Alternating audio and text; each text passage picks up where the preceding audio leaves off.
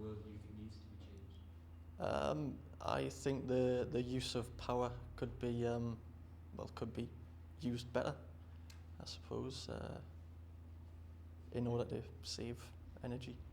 Is there anything you think you could personally do to affect it? Stop leaving electricals on standby, turn off by the switch, walk rather than using a car or whatever else I may be using. And do you think it's important that young people like yourself get involved in a debate about? Oh yeah. I do think it could have an effect on other young people if more people do get involved. So yes, I think it's a good idea. I think we're definitely living in a world that's constantly changing. Employment, the economy, there's loads of things that are changing all the time, I think, so yeah, definitely. Do you think change is for the better or do you think it's worse? Oh, it's definitely for the better. I mean, if things were still the same as they were like 200 years ago, I mean, it would be a completely different world. Civil rights, etc., stuff like that, you know. What specifically about today is better than it was 200 years ago? People are more free to do what they want, and everyone, I mean, we're not there yet, but I think it's more of a level playing field when it comes to the way people are perceived and the way people are treated, which I think is obviously the best thing for society. I think compared to 200 years ago, we're definitely in a society that's more free, where people are perceived and treated more the same. We're not there yet, where it's completely the same, but I definitely think we're heading in the right direction.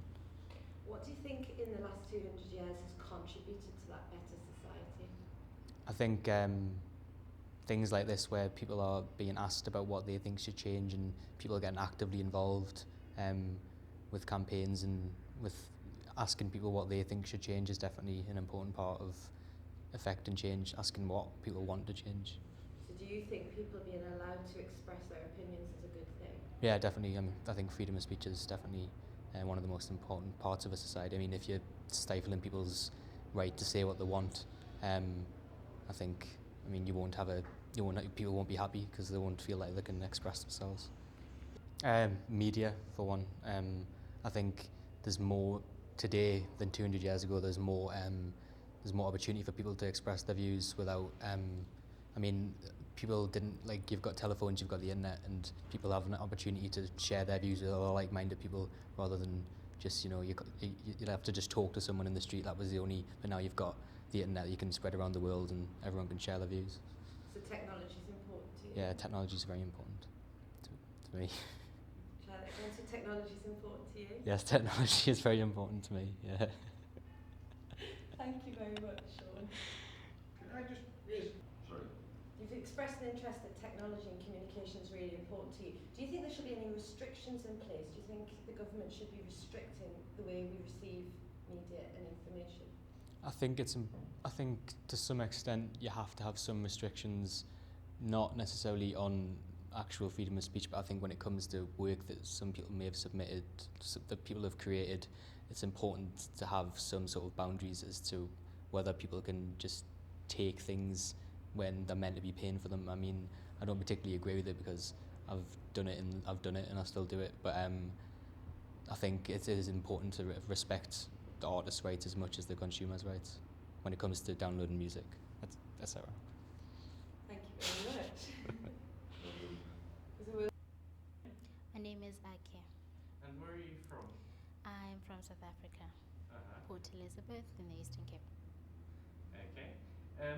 What is it that made you want to come to this workshop? It is very interesting because firstly, back in South Africa, I'm also in the film and TV production industry.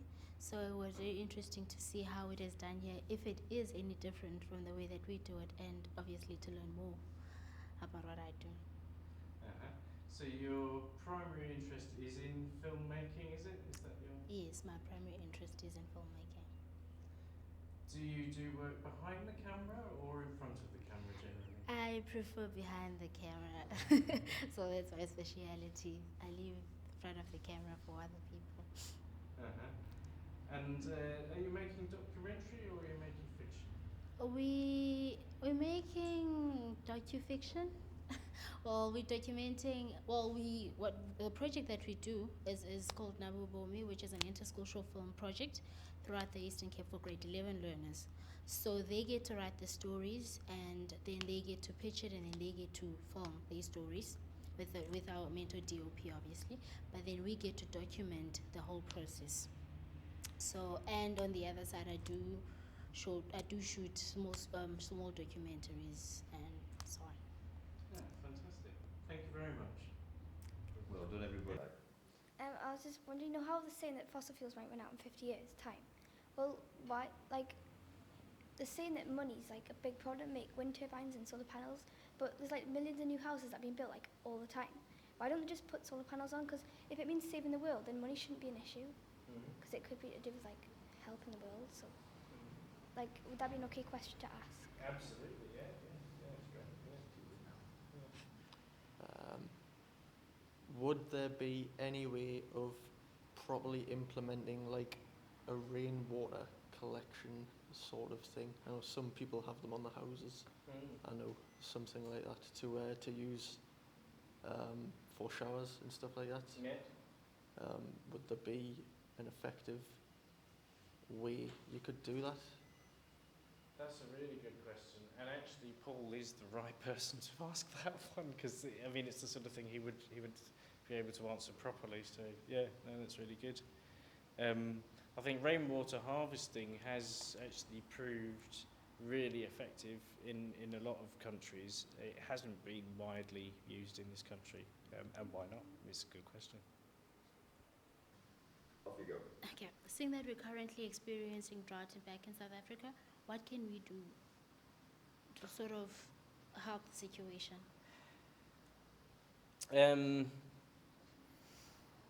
I'm not sure exactly what the causes are. I presume it's just low rainfall over the last year or so, is it? I think, I mean, there's sorts of things. I mean, actually, South Africa that's quite unusual, isn't it? Because you do have a lot of big reservoirs. I think covered reservoirs is something as a long-term thing that could be part of the solution, because of course you lose a lot to evaporation, more so in South Africa than you do in a country like Britain, where you still get evaporation but not at the same rate, because we don't have the amount of sun that you have in South Africa. So that could be part of the solution. That's not going to solve the solution in 5 minutes, as in right now, but long term it could be part of the solution to avoid that happening again, because you don't get the water losses that you currently get. But you've got a lot of coast as well, so desalination is also an option for South Africa. The cost that it takes to put water in homes in London currently, the amount it would cost to do that via salination is about the same as it costs presently using the methods that they currently use. So that just puts it in perspective as it being a feasible option.